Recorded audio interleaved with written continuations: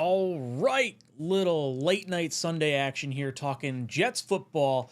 Pro Football Focus released their top 100 free agents for the 2025 offseason. I want to take a look at it. I want to give you guys some of my thoughts on the list. And I want to give you 8 players that I think the Jets should be looking at, be on the radar, that sort of thing. Now, I'm sure there's probably more on this list that I'm just glancing over and just absolutely missing. So if you see something, let me know in the comment section, the chat, all that good stuff. Thank you so much for tuning in. Hit that like button if you're just coming in here. Before we get into it too far, I just want to thank the sponsor of the channel, BetUS, for powering this stream. If you guys haven't checked out the latest odds on where Aaron Rodgers is going to play week 1, you can throw some money down on it. Pittsburgh Steelers are now minus 175. They are the favorites to land the former 4-time MVP. Raiders look like plus 125. Man, that would really be an interesting set of circumstances. You trade away a 3rd-round pick to get Davante Adams, and then he goes right back to the Raiders with buddy Aaron Rodgers. That would be oh so poetic. And then the Los Angeles Rams creeping on up there, plus 400. You know, I've heard rumors and rumblings of like, ooh, Stafford's going to go to the Giants or the Steelers, and then maybe Rodgers shifts over to one of those teams and he becomes, you know, going back to Cali. Maybe that's something they kind of spark over there. But if you guys want to throw a little bit of money down, head over to BetUS, get a 150% bonus match on your first deposit up to $2,000 with code YouTube 150. Thank you so much for sponsoring the show. Boys and girls, I see a whole lot of you starting to churn in here. Oregon says, sweet, terrible TV night. Let's talk some football. Love it. Paris does not like Justin Fields. He isn't an answer for the New York Jets. He's nothing more than a backup quarterback. The guy can barely throw the ball. It's a wobbly ball, most wobbly ball I've ever seen. Paris, I'm going to take it you never saw Tim Tebow throw the football. Not that that's a great company to be in, but I know what you're saying here. Harlan, always ready to talk football. Let's hit the like button, folks. Helps the show. Thank you so much. Anthony D, salute Jet fans. Cameron, just chatting tonight. Yeah, I'm going to just chat tonight, and then tomorrow I really got to do a call-in show at some point because I guess we're doing this mock draft like series of everything, and that's going to be where everything sort of trends these next 4 weeks. Anthony D says, Ryan, if you say Justin Fields, I'm going to barf. I got a bunch of names on here. Look, a free agent class this year for the New York Jets is probably going to be something that I think we're going to get maybe 2 guys that we really like. And then there's going to be a bunch of guys that are going to be like, you know, I'm sort of okay with it. And then that's sort of the case, right? You're either going to overpay for middling talent or you're, you know, if you're not an attractive team, right? Like I don't know if the Jets are necessarily at the good stage right now. David D. Hail Hecklefish. Love Hecklefish. Good guy. The Shield would be crazy if the next team that gets Aaron plays the Jets and they end up dropping 70 on y'all. I mean, that's kind of what happens to the Jets. I just sort of expect that. Cam Ward better be on this team. Oh, man, I am not on the trade up for Cam Ward bandwagon right now. Billy says, we have Tyrod, still looking for a backup this season. I agree. Looking forward to calling in tomorrow. Cameron, I'll maybe be doing that. Tico's going to be doing the mock draft with me. So I guess we could finish that first. If we finish that kind of quick, maybe we'll do some call-ins or something. Or maybe I'll do call-ins here. I was taking a little breather on the call-ins, but I do enjoy them. Oregon, Tyrod is the backup. I agree. I think that's where it kind of is. I think we're looking for a starter, and Tyrod's just the guy that can kind of hold the fort down right now. But all right, gang, welcome in. Thank you so much for hanging out tonight. We've got, I want to go over 8 players. 8 players that I've identified on this list of 100, which if you're doing the math, that would be a lot of free agents. Considering the top 100, there's 32 teams. Everyone's going to be signing people. There are guys that I want back from our own team that I did not include on this list. So guys, obviously Morgan Moses, it seems like we're moving on from him. I would love to get Sherwood back. I'm not going to include him on here. I'm just going to look at kind of other teams' free agents and sort of pencil them in with positional value and thoughts on where I think the Jets could potentially go. So first off, number 3 on their list is Javon Holland, safety from Miami, former 2nd-round pick. This guy played lights out his first 3 years in the league. Little bit of a down year last year, not a bad year. Probably as good of any of our safeties, if I had to guess. But 6'1", 210. This is a guy that, like, I always have this feeling of stealing a player away from a division rival gives them 2 cracks at their former team. Maybe there's a little bit of angst, a little bit of like competitive fire that you could have potentially against, your former players on the other team, former coaches and whatnot. I don't think he's going to be cheap. He's going to cost a whole lot. I think safety is a position the Jets are going to identify as like a needed area. Wilkes, our defensive coordinator, does seem to prioritize the safety position. The Jets just haven't done that basically since Jamal Adams and Marcus May, really. We really have not put a whole lot of assets into it. Jordan Whitehead was a relatively cheap contract the last few years. And then last year we kind of had, I don't want to say a ragtag bunch of guys, but like Mills was kind of like the only one that was worth a damn. So I shouldn't say the only one. But I don't think Ashton Davis is coming back. And I'm not so sure like any of the 4 guys we had are coming back. So I think this is going to be a big need. I think he's going to have a lot of competition. I think he's going to be able to go a lot of different places. According to PFF, Holland ranked as one of the 5 highest graded safeties in 2 of his first 3 seasons in the league. He earned a career low 63 PFF overall grade in 2024, but his body of work more than speaks for itself. They're comparing him to Jessie Bates in 2023.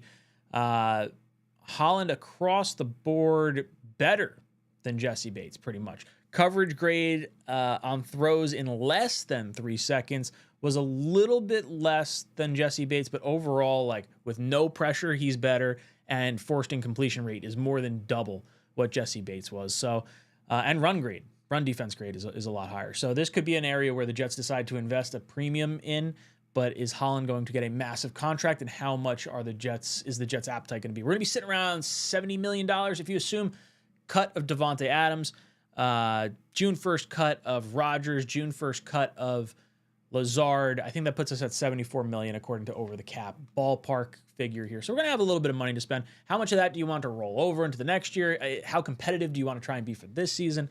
I think a lot of that sort of comes into play. Going down their list, I kind of take a little bit of a jump down. This is one that is polarizing for some fans. He's the favorite to wind up as a New York Jet, and that is Justin Fields, Steelers quarterback. Played the first 6 games of the season and then was relegated to the backup role to Russell Wilson. And Russell Wilson really didn't have like a great time. Now, I do think that there is 2 ways to look at the Justin Fields experiment. I think last year was probably his most productive year as a passer. Definitely took a little bit of a step back in terms of the running game from just a few years ago. But overall, I liked how he got the ball out last season in Pittsburgh. I do think that there's going to be fans that are going to say, hey, he was benched for Russell Wilson when he was, I think it was 4-2 at the time. And Mike Tomlin's a great coach. You got to be paying attention to this stuff. If he's benching him, then it clearly means something. And I don't totally dispute that, but I will say this. Mike Tomlin, outside of Big Ben Roethlisberger, has kind of been dog shit when it comes to quarterbacks. I'm just calling a spade a spade. I have not liked the Steelers quarterbacks since Big Ben. And I'm not so sure like that should be the be-all, end-all. And I think Fields is going to feel like he was slighted in Pittsburgh after having a relatively successful 4-2 start to his season. Coming back, playing with Garrett Wilson, Jeremy Ruckert, little Ohio State reunion here in New York.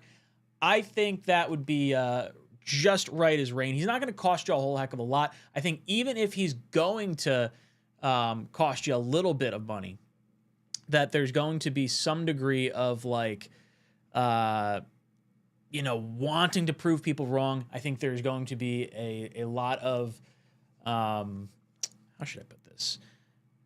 I think the Jets may not be the highest bidder for his services. I'm not sure he's going to go to the highest bidder. I think he's going to go wherever he feels he has the best chance to start. And I think the Jets are probably going to be that. I don't know if there's going to be a team out there that's going to guarantee him the starting role.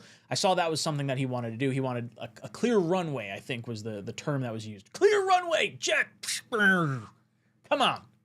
It's happening.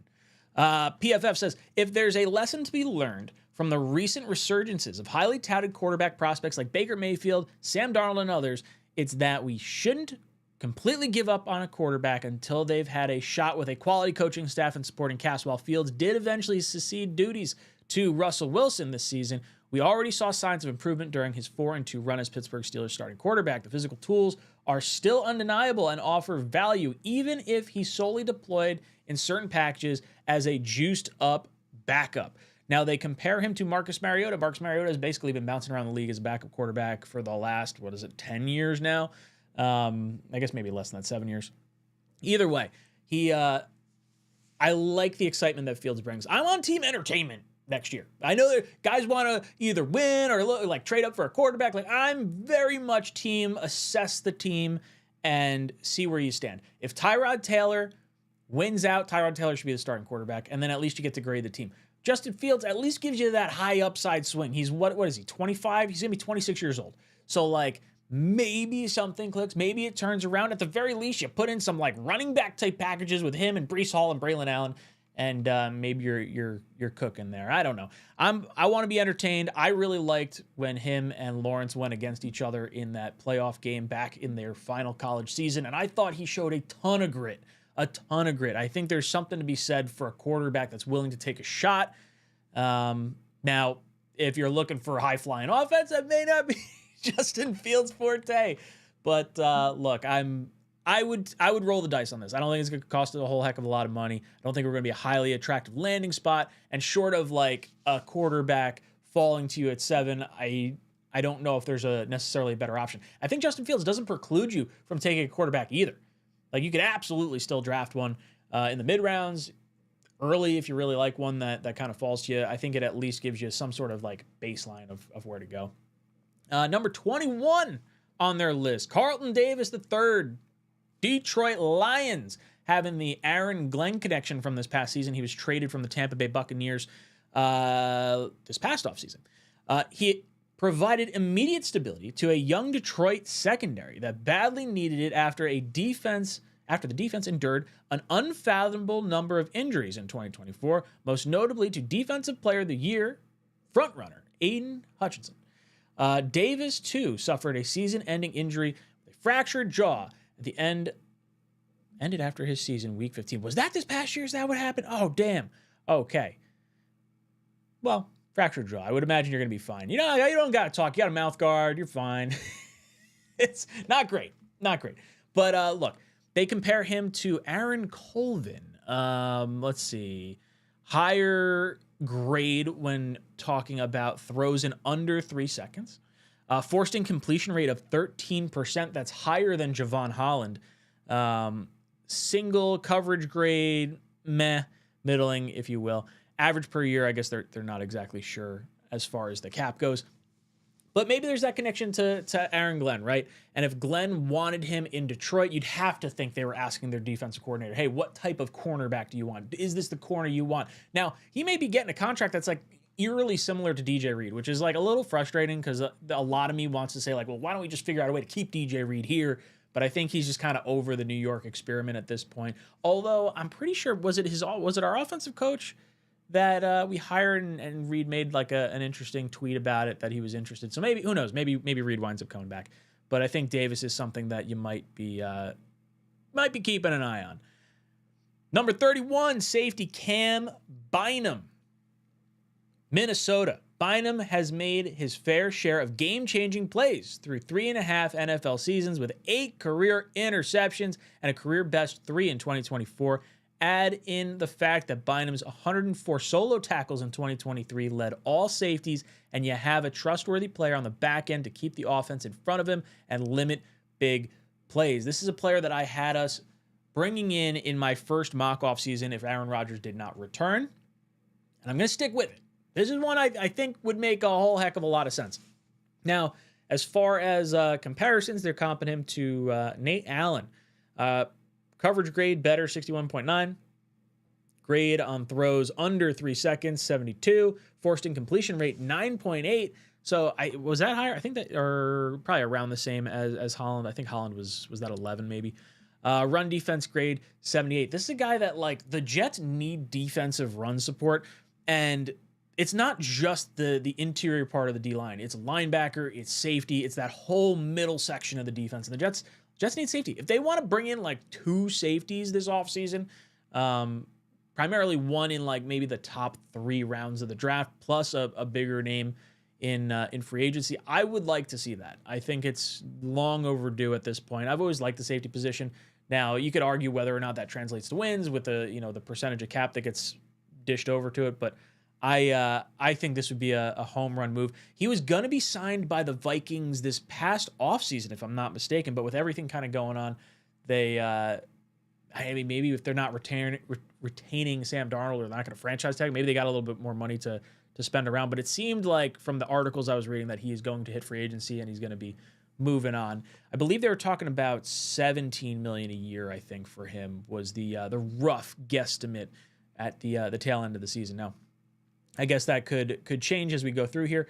It looks like he's been pretty solid the last few years, kind of up and down as far as like a defense grade, but run support he's been solid, tackling he's been solid, coverage, so I guess. But I would roll the dice on Cam Bynum. Number 40, you got, I'm gonna butcher this name, Levi Onwuzurike.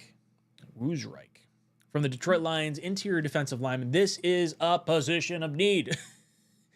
He flashed when he was healthy over his first 4 seasons in the league after getting drafted 1 round ahead of recent extended interior defender Alan McNeil in 2021. The former second-round pick out of Washington is a penetrating 3-technique interior pass rusher that every team covets. With his 12.5% pass rush win rate in 2024, ranking him top 15 at the position. As far as his run defense grade, it was his best year as a run defender with 20 stops. 20 stops this past year. I'll take that. Look, I think you're going to want some interior help regardless. You're losing Kinlaw, Solomon Thomas. I would like to see Michael Clemens probably gone. So I think you're going to need a little bit more help there, even though you still want to have that big hog. And I'm getting to him. There's another guy on this list that we're going to get into.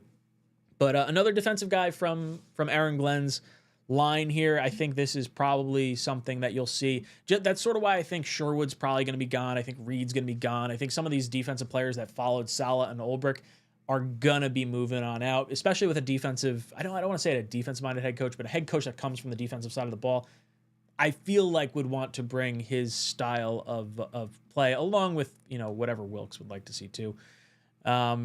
They comp him to Sheldon Rankins, who was actually just released by the Browns, Steelers. Where was he this past year? I saw he was just released. So maybe we bring Rankins back.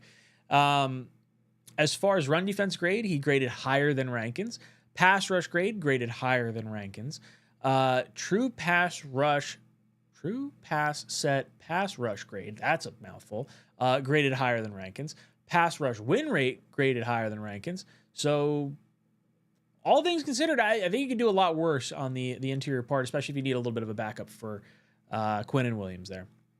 Number 50 coming in, Justin Reed from the Super Bowl losing Kansas City Chiefs. No, look, he's been a stud in his time in the league. Reed and his camp were probably happy to see veteran safety Budda Baker get rewarded with an extension to the tune of 3 years, $54 million before testing free agency, with Reed set to hit the open market for the second time after joining the Kansas City Chiefs back in 2022. Reed is one of the better run-defending safeties in the NFL, but as we've seen time and time again in Kansas City, the Chiefs are never afraid to cycle through defensive backs and find the next man up. Guy has been a stud since entering the league, and he had a great season this past year. What did he finish out? He had, sorry, I'm hitting my microphone right now, 38 stops. He had 2 interceptions. Looks like he gave up 4 touchdowns in coverage. Had 4 penalties on the year. Like, when you're thinking about hard-hitting safety, Reed is pretty high up there on my list. I know Jeremy really likes Justin Reed, so I'd like to see him. Again, the whole safety position, got to get revamped. What's his contract going to look like? I don't know. He cashed in. What was his contract this past time? I should probably look that up. Let's see. I feel like when you go to the Chiefs, it's always a little different. So let's see. He had his original contract was a $20 million signing bonus, $31 million deal for 3 years. He's getting $10 million a year. So figure at 28 years old, he's probably getting maybe close to 13 to 15. I think that's probably a little bit more in our wheelhouse of wanting to spend than maybe the amount you might have to spend on a Javon Holland or something like that. But safety, I think it's going to be a big area of concern. I got two more guys I want to talk about, and then we can kind of jump into the conversation side of things. Number 70 on their list. I've been talking about this dude for months. I think it's a low-risk, high-potential type signing here. And that's Jedrick Wills, the tackle from the Browns. Wills had a very unceremonious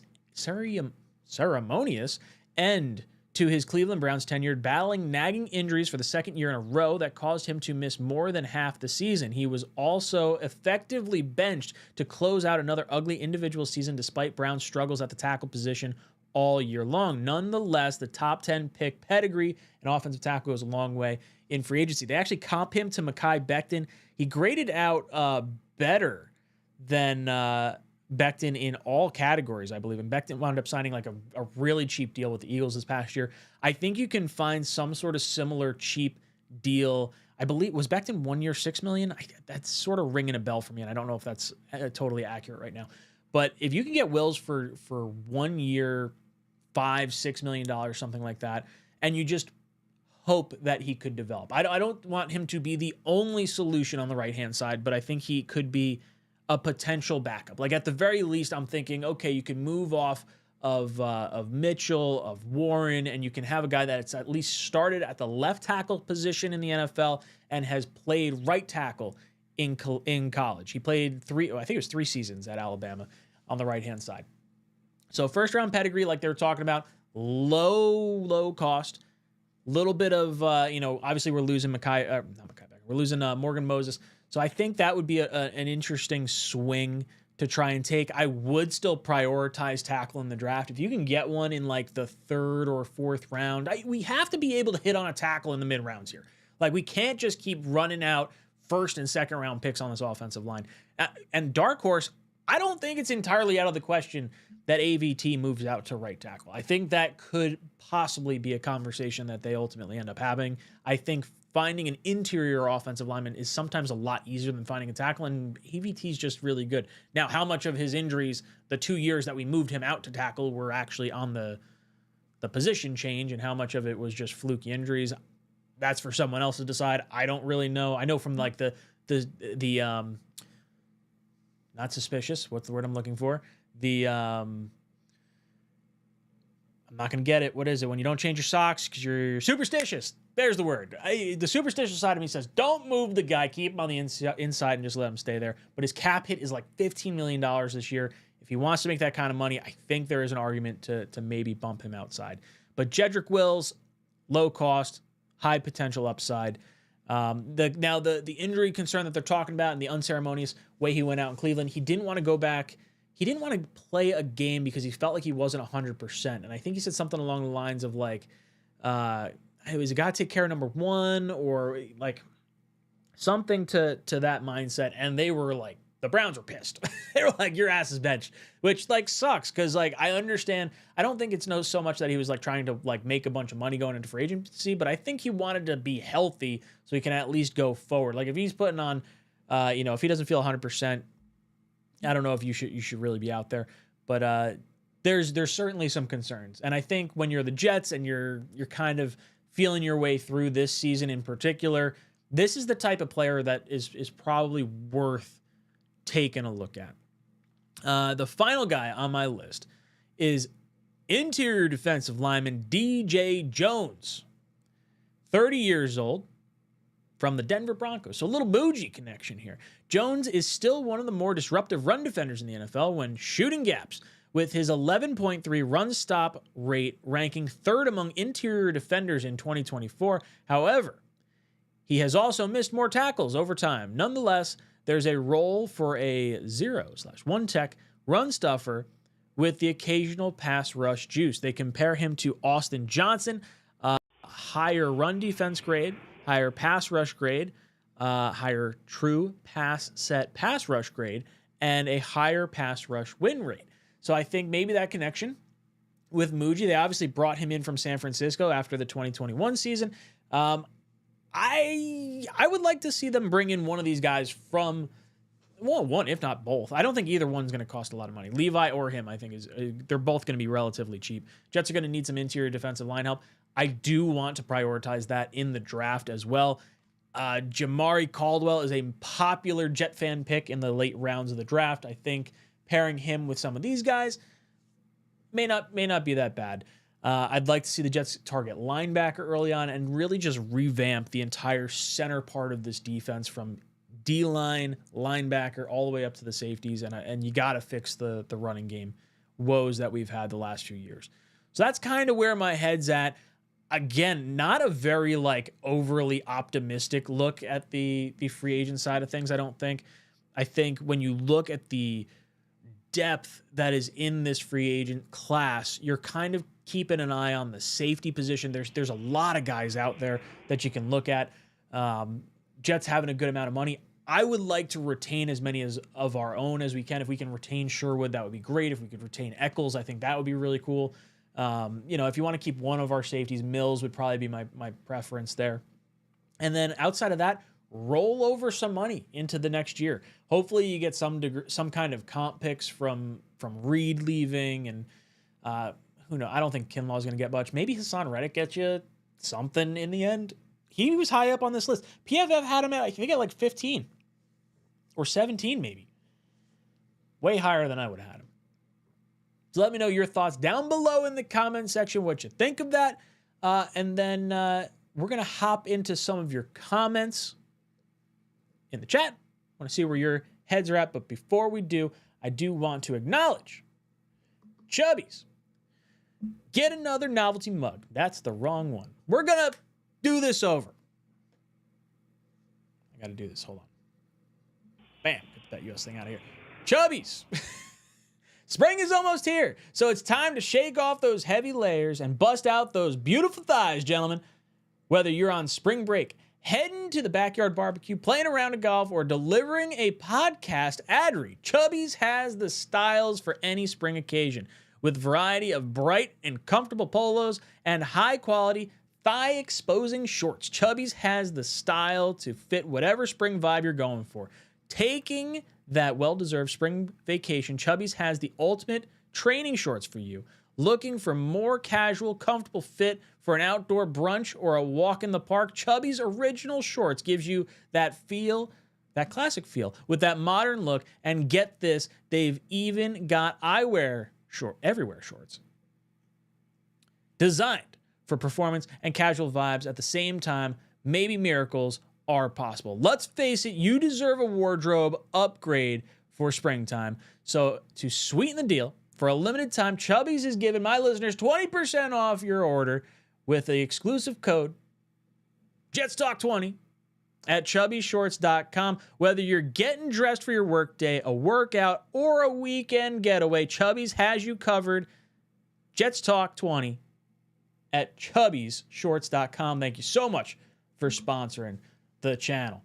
All right, let's go into your comment questions. I want to hear your thoughts on the free agent list. Where do you guys stand on a lot of this stuff? We've got, let's see who's in here. AA Abbott says it's a deep safety class. Sign one and draft one.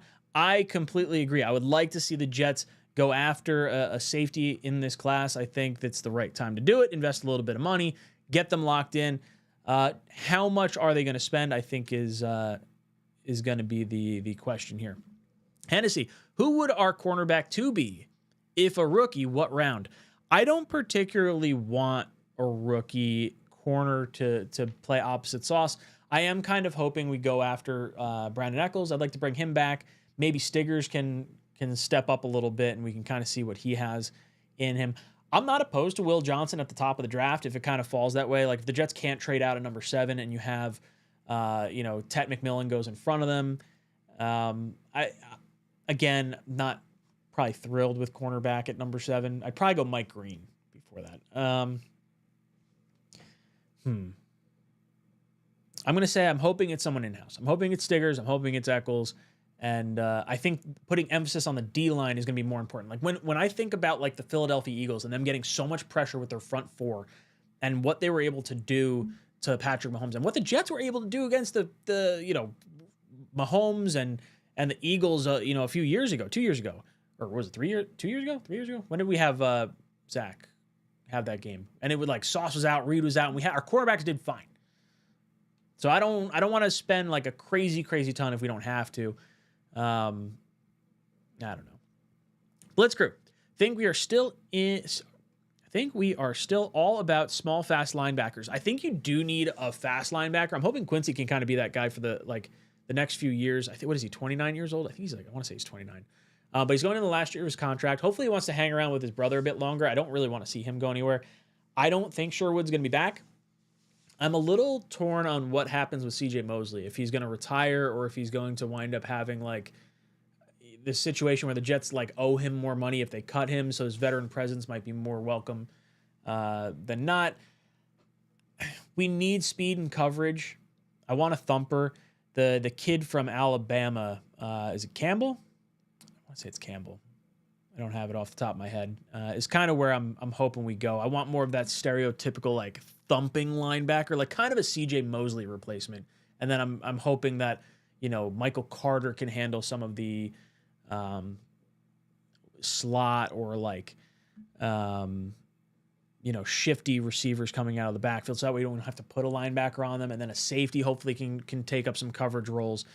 That's sort of where my head's at right now. Let's go through some thoughts, comments, concerns in the chat. Let's see. Hennessy says we need 2 ball hawking safeties. I think we need at least one, and one that can come down and lay the boom. I'd like to see that. Hennessy wants a linebacker with some speed. Maybe coverage skills. Speed is, speed. If you have speed in any position, I think you're happy with that. But I think Quincy has plenty of speed for that. It's more so I want to stop the run. I really do. And I think that mainly starts with the defensive line more than the linebackers, because once you start getting those open holes and you get that big heifer in front clogging up the middle, I think it makes the linebacker's job a little bit easier. Rico says, last year, few people thought Bo Nix was anything special. Now we're asking, who's the next Bo Nix? Just goes to show you we don't have a clue on the right fit for everything. And the right fit is everything for quarterback. I think it also helps when you have a Hall of Fame offensive-minded coach in Sean Payton. I think that is part of the calculus that needs to be taken into consideration when trying to determine whether you want to take a quarterback or not. The Broncos had a whole slew of really bad quarterback selections prior to Sean Payton being there. So I don't know how warm and fuzzy I'm feeling going the draft route.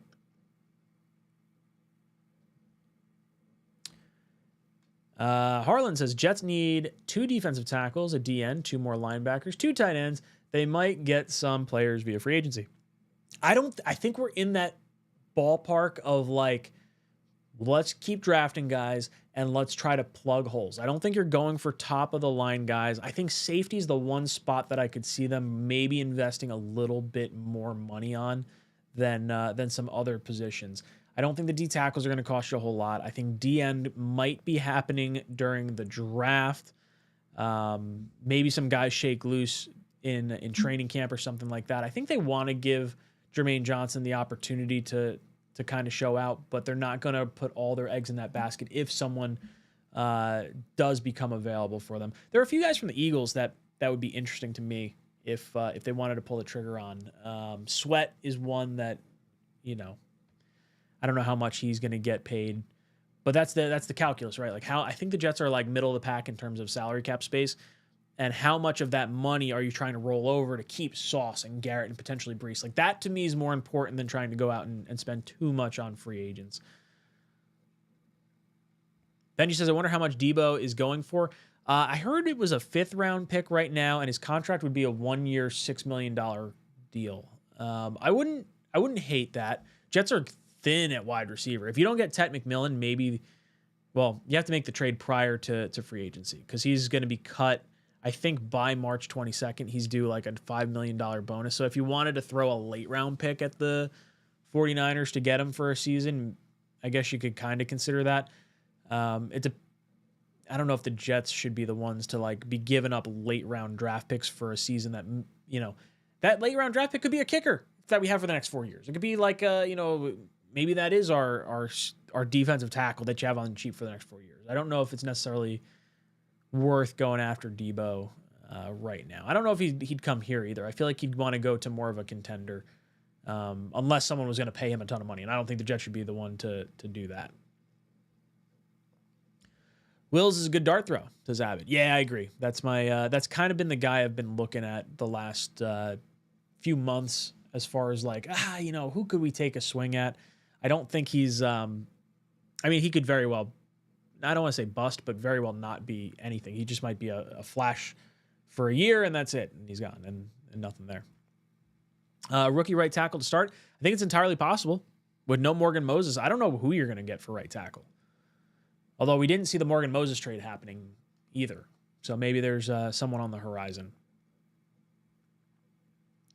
Anthony's asking, will management be aggressive? What's their style? I think for first-time head coaches, when you feel like you're not entirely sure what the roster is, you're better off probably sitting and developing guys that you draft and seeing what the roster has. Like Tyrod Taylor is your like litmus test for quarterback. If a guy plays better than Tyrod, great. If he doesn't, you can grade the roster. It's kind of like that Josh McCown, Ryan Fitzpatrick style of quarterback. And you know what you're going to get. I think there's a little bit of upside. I just don't think you're hoping you don't have to rely on him for a full season. And do they get aggressive? Maybe for a player. I would consider re-signing Morgan Moses for a year. Yeah, I very much want to see that. It sounds like he's not coming back. That was the what I had heard. I think it was Connor Hughes that might have reported that. You always stream on Sundays. I have been the last little bit. I've been doing that just because it winds up working out all right. Beck is asleep. Kids are asleep. Kind of gives me a little run-in for Sunday, Monday, Tuesday. And then I get to take a little bit of a breather the tail end of the week. With no football on, it kind of lets me collect my thoughts a little bit. So do I always stream on Sundays? As of recently, yes. I think Andrew Makuba is a guy Jets fans should know. Everyone is enamored with Xavier Watts, but Makuba is a better comp to Brian Branch. I think he wants a guy like that on that defense. Yeah, Branch is a fun player to watch, and they drafted him pretty high. Was he a top 10 pick, top 15 pick by Detroit a few years ago? A lot of Jet fans liked him coming out too. Not that we were necessarily looking to make that selection, but I do like him. Dan, we want a first or second round wide receiver, cornerback, safety, tight end. If it were me, wide receiver in the first, tight end in the second. I would be open to linebacker in the second. I'd be open to safety in the second. I'm kind of like a best player available this year kind of draft guy. D tackle, I think you get a little bit later. I'd be open to the idea of a quarterback. I think McCord's the guy I'm kind of like falling a little more in love with. Every time I hear like little clips about him and different people talk about him, that's, Dad played in the league. From what who was it? Was it Carson Palmer I saw talking about it?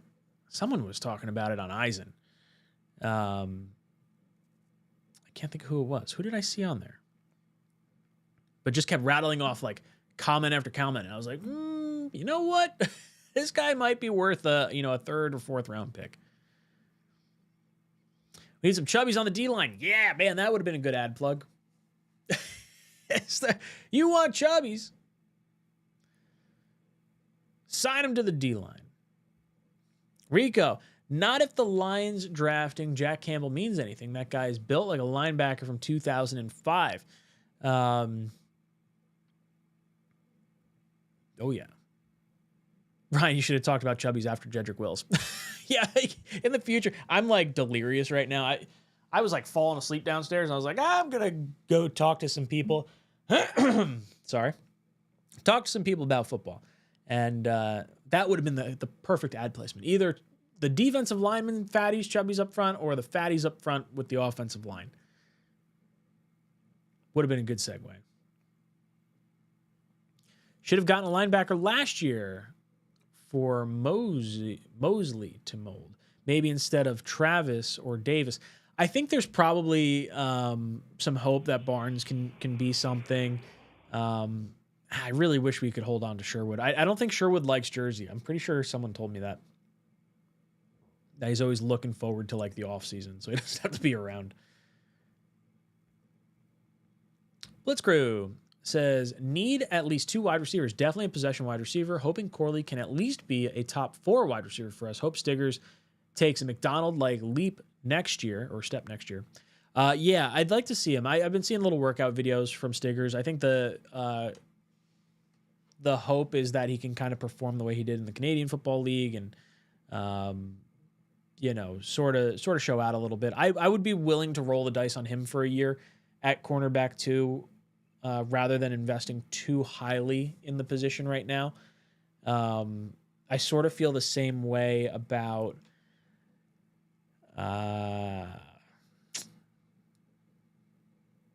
you know, I was going to say tackle and quarterback. I think I'm a little bit more willing to roll the dice on who we could have with some high upside. That's sort of why I said Fields. It's sort of why I said Wills, and then sort of round it out. And then you'll have a bunch of money for next year. But I'm open to the idea of like kind of anyone. I'm not really dead set on one particular thing. Paying Sauce $30 million makes me want to barf, says Oregon. I don't think he's gonna be getting paid that much. I think he's gonna get $25 million a year. Hopefully he doesn't get $30 million. $30 million is a lot. I think the top corners are getting 25 right now.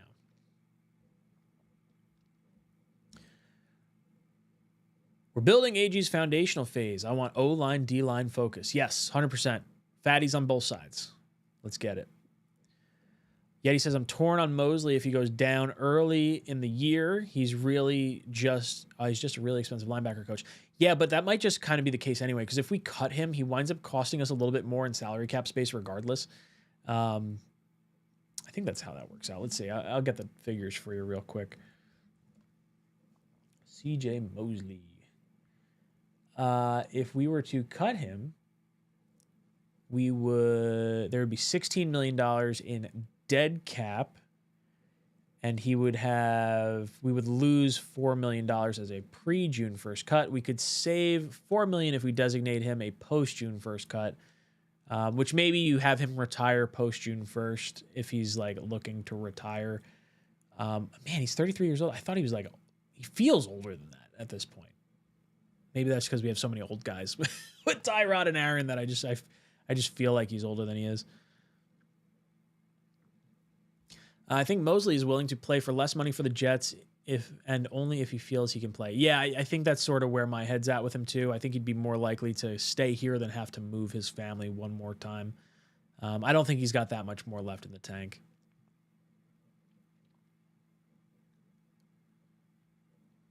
Draft O-line enough with free agency. Yeah, I mean, we have 4 of the 5 pieces on O-line. I'd like to see O-line addressed in the mid-rounds. I don't think you need to have a top 2-round pick for every position on the O-line. I'd like to see them solve it outside of that. Hennessy, Ryan, who's the 3 guys you throwing money at in free agency? Throwing money at, it would be like Garrett Wilson, Sauce Gardner, and like, you know, I'm not throwing money around in free agency. I'm more so trying to wisely spend it to plug holes and hopefully get more production out of the dollars you're investing than necessarily targeting a specific player. I would say safety would be the spot I would maybe have an elevated contract value for. If you want Holland, if you want Reed, if you want Cam Bynum.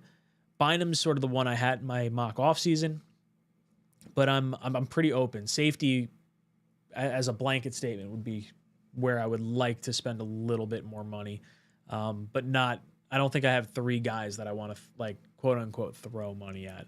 Guys I would like to see on here, one of those D tackles from Denver or Detroit.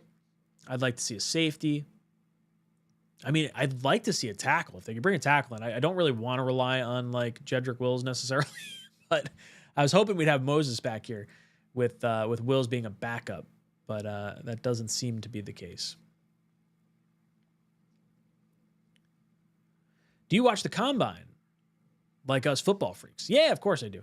I usually watch it. I watched it a lot more closely the last few years. This year, I don't know how much I'll be able to watch while it's going on. I'll be recapping it afterwards once you get like all the breakdowns and like the highlight clips and stuff. I've got work during the week, so I'll be following it. I like the interview process of Combine Week. I think having these players in front of the camera and being able to hear how they answer NFL questions and interact with people and the rumors that come out of the Combine, like that stuff's my favorite. That's my favorite part about the offseason. Mutt Viles, Ryan, right tackle and safety. Do we fix them in free agency, trade, or the draft? Also, do you think the Bengals will screw it up and make Burrow want out of Cincinnati? I'd gladly trade 3 1s, 2 2s, and Hall for him. I would definitely trade for Burrow. If Burrow somehow becomes available, which I feel like would be not going to happen, but if it does, yes, I would trade for Joe Burrow, no questions asked. We should use free agency to fill up on the defense and use the draft for offense. I do kind of agree with that. I think you can find guys you like better for relatively lower costs on defense. For offense, I'm hoping we get Ted McMillan in the first. I would love to get a top-end tight end in the second or third round. I would like to get a safety. Oddly enough, Tigo and I, for our mock draft last week, we did a trade down. It was like, hey, if the theme for last week's Monday Night Mocks was trading down. So we went with Mike Green, the edge rusher. Then we went with the linebacker, who I'm blanking on right now, from Alabama at the top of the second. And then we picked up a second in our trade down. And we went with Xavier Watts. I think that's just a popular name that people like. I could go any which way. I really, really, really just want best player available. I think the Jets need the best possible football players at any position, like at all, across the board. I'm not going to be overly picky. It would be hard-pressed to find me upset at any pick. Like, if we wanted to go safety with our first-round pick, I would be fine with that, too. I really would. I'd be all right with that. Life Force, Jason Palmer was raving about McCord. That's why that was it. I was going to say, I'm looking at him like, I know that's not Carson. Who am I looking at here? He was talking about ball velocity. He was talking about rotations per minute and stuff for McCord. And he's like tops in like every category when compared against his NFL counterparts. So like from a metric standpoint and like sort of like checking boxes standpoint, I think he's a worthwhile swing to take. I think during the combine, he's probably my most favorite player to keep an eye on and see where that's going to go. The biggest adjustment the Jets could make would be drafting a quarterback and improving the quarterback position for next year, because then it changes everything. Even if you need other positions, just getting the quarterback right is so massive. But right now, I mean, in the mock drafts, we've been getting McCord in like, I think the 5th round, 6th round. I don't think he's going to go that far. I think he's going to be up higher. I think he ultimately goes top 3 rounds. Sean, what's up, Sean? Says, should we go 2 tight ends, 12 personnel, a la Patriots, Gronk Hernandez, Warren Arroyo, or Loveland Arroyo? I would like any one of those guys. I don't want to double dip at tight end necessarily. I do want double playmakers. So I guess you could maybe get me on the stance of if Ted McMillan's gone and you don't like some of the wide receivers that are available, but you like 2 of the tight ends, it would sort of fulfill a similar thought process. I think 2 tight ends isn't necessarily a bad direction to go. There's a lot of small ball being played on the defensive side of the ball, trying to stop a lot of wide receivers out wide. So if you can get some bigger bodied tight ends, it's almost like having a bigger bodied running back that could complement, when you see dime across the field. I don't want to go 2 tight ends, I'll be honest. I would like to, if you want to bring back Ruckert for a year, you got Ruckert for a year. If you could bring back Yeboah as the 3rd guy and then draft one, that's probably the route I would prefer to go. If you want to bring back Conklin, I guess I could live on that. Brees Lightning! Ryan, my favorite Jets content creator. Brees! Thank you, dude. Greatly appreciated. What else you guys talking about in here? I think Stigger's not good in zone, but good in man. Yeah, he was mirroring. It's like Road.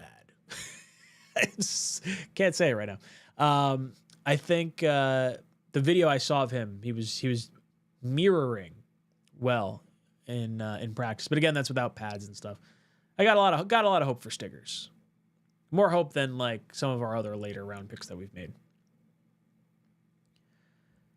Hennessy says, I think we're going to draft a mid wide receiver and then draft one. Yeah, I think that's probably right. I don't know which receiver we'd be going with in free agency, but I could totally see that, like a middle of the pack kind of a guy. And then if you get Tet McMillan at the top of the draft, then at least you're feeling pretty good about your wide receiver core. We're going to be missing out. Like, as much as we shit on Lazard, like, it's still like a pretty solid option when he was catching the ball. And obviously no Devontae. I think Garrett's here to stay. I've seen like rumblings from aggregates that he's not going to ask for a trade now, which makes me feel better. Corley, we don't know what he is. Like, receiver's going to be a big issue. Zachary, have you talked about the cap space being 20 plus more than last year? I saw that was going to be a thing, but I'm pretty sure Over the Cap already had that allocated that way, if I'm not mistaken. They're projecting it to be $279 million on Over the Cap, which I think was similar to what they have. I think they have it going up about $20 million each year. So I think my numbers have been spot on. I think it could go as high as, 285 or 288. The streaming deals have really boosted the salary cap space, and I think you'll see contracts kind of go up that way as well. Don't rule out a trade down for a safety in round wood. Nick Emmanuori, 6'3", 227 with 4.4 speed, has better tape than Starks. Ooh, I will look into him. I'll be honest, I have not paid super close attention to the safety position, other than like sort of targeting like rough positions, because you really think it's first round top 10 pick, then a high second round pick, and then there's like over a round gap before our third round pick. So I'm trying to like structure my thought process in the players that I think are going to be available near those picks. If you can get someone to trade up and you want to take a safety after a trade down, I'm down with that, especially if you can come away with another second or third round pick. Why not?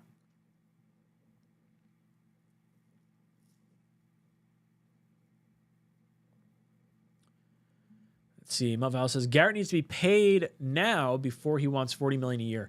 If you could lock in Garrett right now on like, $30 million a year or something on an extension, I'm about it. I think he's worth it. I think you would, if you could have 52 other Garrett Wilsons on this team, and the dedication that he puts forward and the effort he puts forward on a weekly basis, gamely basis, you do it. And you're just hoping that he's going to continue to keep growing. You want him to want to be here, because I think that helps everyone else. Mosley is old, says Anthony. Yes, he is.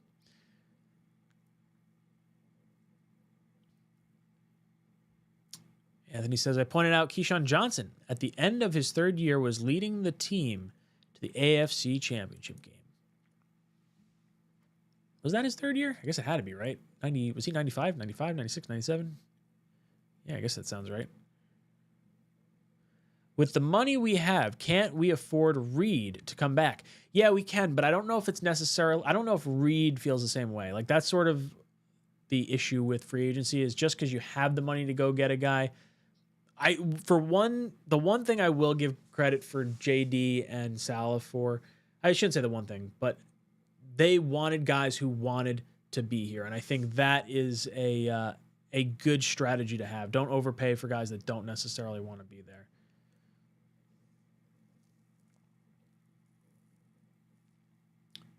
Stanley says, the draft has more blue chip defensive players, doesn't it? There's a lot of guys at the top of the draft that, like, I think the top 7 picks were sort of like right on that cusp of like blue chipper.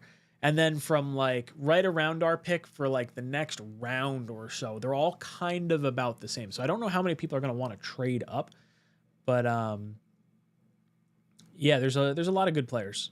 A lot of good players in this draft. And through some of the mocks, it does wind up feeling like defense is the correct way to go.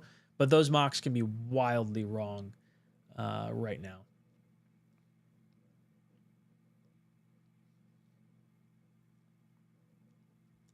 If Raiders draft Sanders, maybe we could trade for Minshew.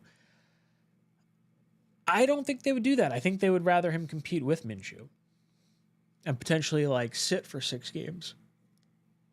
I don't think it's a lock that he necessarily starts.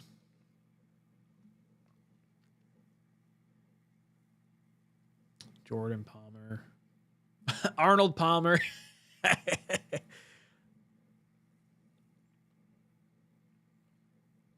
Ruckert won't make the team. Conklin would be a good re-sign and draft Warren.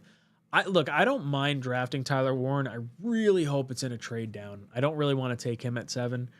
I think there's just so many good tight ends available in this draft to burn the 7th overall pick on a guy that may not even be the best tight end in this class. I think he has the highest floor in this class, but that's not necessarily what I want my first round pick to be. I'm hoping it's going to be Tet McMillan. Ryan, you probably answered this, but what's your pick for the 2nd round? Who do you want at safety? Xavier Watts is a popular name, so I guess maybe I'll say that for right now, but I'm open to tight end. I'm open to safety. I'm open to I don't really want to go D tackle that high. I think I had Alfred Collins is a name people like out of Texas for D tackle.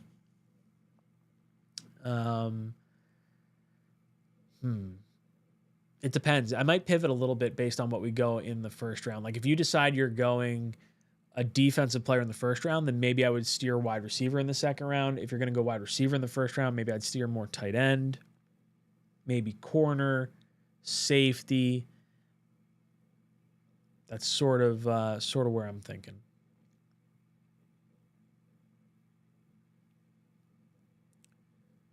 Rumor is Patrick could be signed, and then you draft a guy like TJ Burton. Patrick. Which Patrick are you talking? Oh, Tim Patrick. Probably signed Tim Patrick from Denver. That wouldn't be a bad move. I think that's fine. I didn't realize he was a free agent. That makes sense.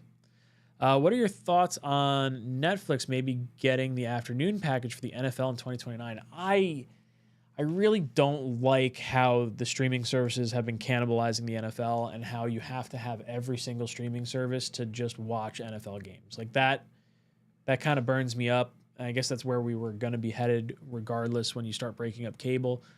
But man, I don't love it. Netflix had the fights, had the Tyson Jake Paul fight. Did Netflix had was it a Christmas game or was it a playoff game this past year? I think the playoff game did all right from like a streaming side of things. The Jake Paul fight was a hot mess. Ray says, sign Justin Fields, trade Devontae Adams for Deebo Samuel, sign Reed. That would be cool. That'd be neat. I would trade Adams for Deebo.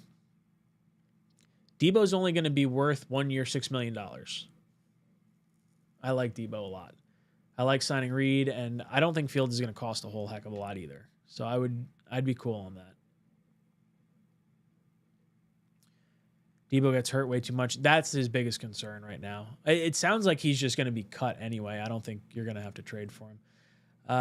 Brees trying to get something out of nothing. Yeah, well, that's just it. You're going to cut Devontae anyway. So if you trade Devontae and try to get Reed, or if you cut Devontae, instead of cutting Devontae, if you could trade him for Deebo, I could understand that, unless you want the $6 million that you're getting for Deebo to go somewhere else, which is a sound argument as well.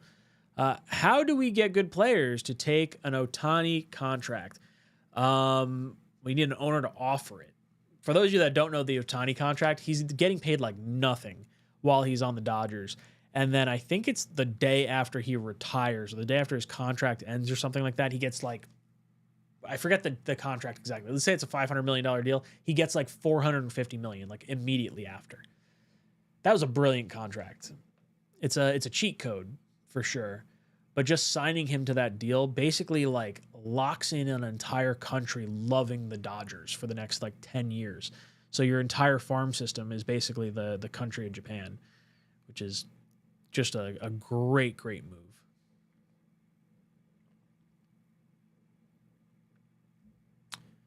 Kev says, side note, who did you want to pick last year that did well? I had us taking Brock Bowers last year just because I thought we were going to go the tight end route. And we had Tyron Smith. We had Morgan Moses. I thought they were going to try and like make all have the best possible players out on the field. I didn't think they were going to go with the tackle. I also thought Olu was going to go before us. I'm happy with the Olu pick. I don't have a problem. It was kind of that whole tackle tight end thing. Olu was the smart pick, even though Bowers is a stud. So I'm not upset there. The guys that I did want to pick, I wanted Jordan Travis last year, and I really wanted Braylon Allen. Braylon Allen was like my mid-round guy that I thought was going to be fun. Brees, for Jets Talk 24/7 Day, are you guys looking at games yet? Would love to purchase the package this year. So yeah, we're gonna do another group buy. We don't know what the schedule is. The schedule comes out, I believe, the second or third week in May. We'll make our decision, and then we usually let everyone know in early June. But we'll do something. Hopefully we get some type of field experience or fan experience that we can do. But we'll let you guys know. We like doing the home opener. The home opener is always fun because there's still a lot of hope and optimism for the season. Once you start getting later into the season, you start dealing with weather and stuff. So I'd say it's going to happen towards the beginning part of the season, but we don't know which game it's going to be for yet. Netflix had 2 Christmas games. They had 60 million in total views for them. That's a lot. It's a lot of people watching. Thank you, the first person to actually read my post. I like talking to the chat. Chat's fun. My nickname for Brees Hall is Pulp Fiction because he's overrated, but he's edgy and cool. Yo, Pulp Fiction's a great movie. You must not have watched Pulp Fiction then.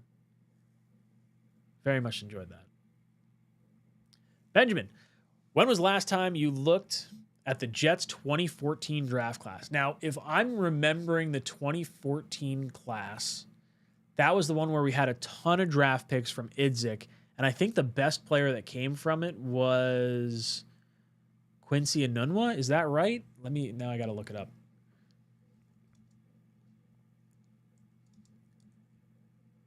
That was a stinker. That was like 9 draft. Oh, no, it wasn't the 9 draft pick year. That was the Calvin Pryor, Jason Morrow, Dexter McDougal. That's rough. That's a rough draft class. So it must have been 2015. 2015, I guess, with the 𝐒𝐻𝐿 picks. Yeah, that's a rough one. The Louisville Slugger for Calvin Pryor. Not good. Not a good draft class. Fuck your bot talking about. Ty, I have no idea. It looked like you were posting a link, is what it said. What'd you post? Doesn't even make sense. You weren't posting a link at all. Can I show it? I can't show it. He goes, I'm a South Carolina fan. I'll read it out loud. This is what Nightbot flagged you for. Nightbot's going rogue tonight, boys and girls. I'm a South Carolina fan. Iman Wari is a beast over the top for sure. Good call out, Jets 707. Look into him, Ryan. He can play in the box too. All right. Nightbot, quit being a jerk. This is what Nightbot said. Ty Perk, who the heck are you? My evil twin. Stop posting links. Warning. He didn't post a link. That's crazy. Stupid, Nightbot. Stop being a jerk. Are you doing another draft party out on Long Island this year? I don't know. I'm not sure. We kicked around the idea. It's tough right now. I got the 2 little kids, and I have I'm working full time this year. Normally I'm not that I'm off for the draft, but I usually have a slower part of the season, and because of the job I'm currently doing at my same job I was at, but currently doing, it might be a little more difficult. So we'll kind of kick it around. We'll talk about it, but it might just be an online one for this season. We'll see where we end up. Shiloh Sanders, safety, from Colorado University. He could go in the fifth to seventh round. Yeah, he did not do well at the Shrine Bowl. I think it was the Shrine Bowl. Did not have a very good game. Soreless, if a guy like Kyle Pitts becomes available, would you be open to the idea of trading for him, assuming the cost is reasonable? Yeah, what's the cost, right? Like, and then you got to re-sign him too, because I'm pretty sure he's in the final year of his deal. Is that right? Like, I don't want to spend a whole heck of a lot on a tight end that's like kind of underperformed historically. Like, his best season was his first year. Everything since then, 300 yards, 600 yards, 600 yards. Like, what are you going to have to give up? You tell me what he's got to give up or what we'd have to give up, and then maybe I'd consider it. But I don't know. I don't really want to go that route. This is such a good tight end class. I'd rather just take a tight end with whatever pick we'd be giving up for Pitts.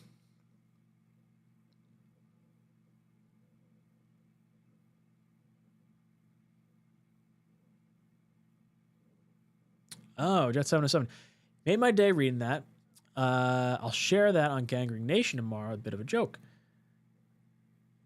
Pulp Fiction. That was the comment, right? I like me some Pulp Fiction.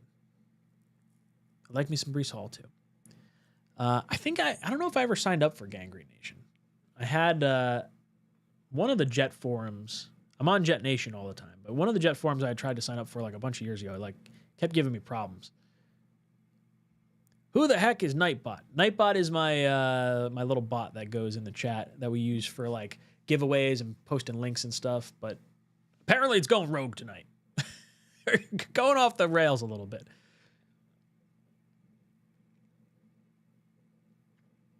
Is D. Milner or Stephen Hill a worse draft pick? I think D. Milner was the worst draft pick because he had so many injuries in college. Even though he didn't miss games, he was very clearly a major medical red flag. I think the hype of him replacing Revis was a horrible, horrible thing to come in on too. Stephen Hill, his first game was wild. Why? He had like 2 touchdowns, 100 yards against Buffalo. Ugh. Kills me. I thought we had a really good guy. How about asking AI Chat GPT how to fix the Jets? I actually saw something kind of about that. Let me see if I could find it real quick. I thought I saved it. I don't think I saved it. Maybe I liked it somewhere. I'll have to find it. I had a really, it was a really fun one. I want to say U Stadium had it, where he asked like AI how the free agent period was going to go. Yeah, Ty thinks D. Milner as well. I agree. Which position would give you a Will McDonald pick reaction? Honestly, I don't think there's a reaction that would have me go like that. Like if we go quarterback, I won't be shocked. Receiver, I won't be shocked. I don't really want to go O-line, maybe O-line, because it seems like most of these top picks would be a guard at the next level. Maybe that would get me a little upset. I'd be fine with safety. Edge rusher, I would understand. D-tackle, I would understand. Yeah, I don't think there's a Will McDonald type reaction this year for me. The expectations are totally different too. Like when we took Will McDonald, I was like, okay, we're going to the Super Bowl. We got Aaron Rodgers. What are we doing? We need a receiver or like a tackle. Why would we do that? Breece Lightning, Ryan, what made you want to start this channel? Did you think it was going to be this big? No, I did not think it was going to be this big. I started this channel, honestly, I wanted to start a channel about interviewing people on chairlifts around the country. I'm a big skier and snowboarder. And I was like, you know what? I don't really know how I sound talking to the camera. So I'm just going to talk about something that I do know a little bit about. I'm going to talk about the Jets. And then I just started talking. And actually, like a year into it, I was almost like, I think I'm going to, maybe hang it up and not keep doing this. And then my wife's cousin, who also does videos, not in the sports realm at all, but he was like, oh, all right, let's do a New Year's resolution. We're going to make one video. I think it was one video a week is what we said. And I was like, all right, yeah, I'll kind of get fired back up again. And as I started doing it, I started like, okay, this is a lot of fun. And then then it started picking up a little bit of steam and people started watching. So that was fun. But yeah, I definitely did not plan on this being as big as it got to. I had a guy call in. So I sell golf outings. That's my job now that I have, the 2 kids. And a guy calls in, we're talking. Fernando, if you're watching, thank you. He calls in and he's like, yeah, you'd reach, I think I prospected him or something like that. Runs a big golf group. And he's like, I got to ask you something. Do you have a podcast? And we're just on the phone. He's not like looking at me or anything. I was like, this is wild that someone in my job recognized my voice. But it was pretty cool. Pretty fun. That's probably my favorite part, when I run into people that like are excited because they like talking Jets and I like talking Jets, and like my wife wants to kill me when I'm talking Jets because she's just like, you're talking way too much to me. Go talk to other people. So I get excited. JV, I'm reading that Hall of Fame quarterback could become available. He threw almost 4,000 yards, 28 touchdowns, 11 interceptions this season. Thoughts? It sounds like it's probably Matthew Stafford, if I had to guess. I don't know what his stat line was, but that sounds like a heavy on sports kind of headline. Nightbot is a diva. Yes. Zoink. Ryan, what do you think about trading out of the first entirely? And how much are you going to give me? Right? Like that's where it kind of comes down to. I want to make a pick in the first round. I don't really want to trade out. But if you gave enough of a thing, maybe I'd look at it. Isaac, if we can come away with Tet, Arroyo, Ozzie Trapillo in the draft, man, that would set us up minus the quarterback. Yes, that was like, I didn't have Arroyo at the time, but like my first mock offseason, it was Tet McMillan. It was Fannin Jr., the tight end wide receiver out of Bowling Green, and then Ozzie Trapillo. Ozzie, I think you're going to have to trade up for, though. I don't think he's going to make it to the tail end of the third. Sorless, I like the idea of signing low-risk, high-reward players this offseason. Look at all the backups and third-stringers Glenn coached last year and all he got out of them. Yeah, that's where my head's at. That's why I like some of the D-tackle guys. I like, Wills. I like, Fields. Like, just give me high-upside guys that have, like, something to prove. Jackson Dart at 7 would be my reaction. I could understand it. Like, if they want to make the selection of a quarterback at 7 and it's Jackson Dart or Jalen Milroe or like I can live with that. I can understand it, especially since Bo Nix went 12. We saw Penix. We saw J.J. McCarthy go early. Like, a lot of people thought they were going to go in the second round. So, like, that would not shock me at all. At all. Abro says, I was watching and doing my evaluation of Will Campbell playing against USC, Bama, and FSU, and I say with no doubt he will not be a left tackle in the NFL, slow-moving, and sucks against speed rushers. Yeah, they're saying they think he's going to be a guard. Hey, what's up, Jets Ward? QB to watch this year would be Will Howard out of Ohio State. Gives me Big Ben vibes. I like Will Howard. I like the mid-round quarterbacks more than I like the top-end quarterbacks. Like, I like Will Howard. I like Gabriel Davis. I like McCord. Those are kind of the 3. I really like Milroe. I don't think we're going to have the stones to do it, though. And his small hand size scares the shit out of me. But, man, he would be a fun pick to make. Milroe at 7 would get you fired. Yeah, that would be a very aggressive move, but, man, would it be fun.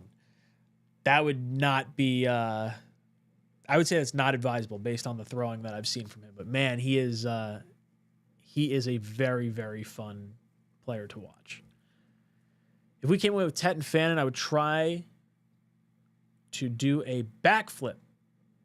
That's the best case, round 1, round 2. Yeah, that was my if that happens, that was my mock off season to start. It's still pinned. I think it's pinned on my channel still. Have you gotten any perks by people recognizing you at work or hanging out? I mean, I've had people buy me drinks and stuff. Like, that's cool. I don't really want anything. It's more so just meeting people and talking about, like, their fan experience and stuff. The community is more fun than anything I get. I mean, I get some cool sponsorship opportunities. That's fun. Like I like getting different products, getting to try different things. I got a bidet. I never would have bought a bidet because I was like, I don't want to buy a bidet. And then they reached out to me. They're like, hey, we're gonna send you a free bidet. I was like, I'll give it a try. Not the worst. Not the worst. But as far as perks, it's usually a beer or something like that. That was probably too much information. That's all right. Ward, Milrow terrifies me. Athletic as heck, but too many boneheaded mistakes. Yes. I agree. All right, we're at the hour 15 mark. Let me throw up BetUS one more time. Thank you so much for sponsoring the channel. If you guys haven't checked it out, get 150% bonus on your first deposit up to $2,000 with the code YouTube150. Aaron Rodgers, where is he going to play week 1 of next year? It's Pittsburgh Steelers, -175, the favorites in the clubhouse, with the Raiders and the Rams following up shortly behind. Do you think they go to any one of those teams? Is that where he's going? Steelers seem to be a popular pick. He's going to the Rams. I don't know. Throw some money down on it. If that's where you want to, where you think he's going to go. Boys, girls, it's late. I'm going to crawl into bed and lay down. So it was fun talking to you guys. Thanks so much for hanging out and shooting the shit with me. And I will see you tomorrow for a little Monday night mock action with Tigo. And then we got Dom C. And then we got the 10 o'clock mock with Green Bean and Dom as well. So you guys will get 4 hours of mock draft content, all with the same theme. I don't know what the theme is. Green Bean hasn't told me yet. But we'll all be the same theme. It might be, maybe it's trading up for a quarterback. Maybe it's drafting, I don't know, some sort of similar theme. But boys, thanks so much for hanging out. This is Jets Talk signing off. JTS!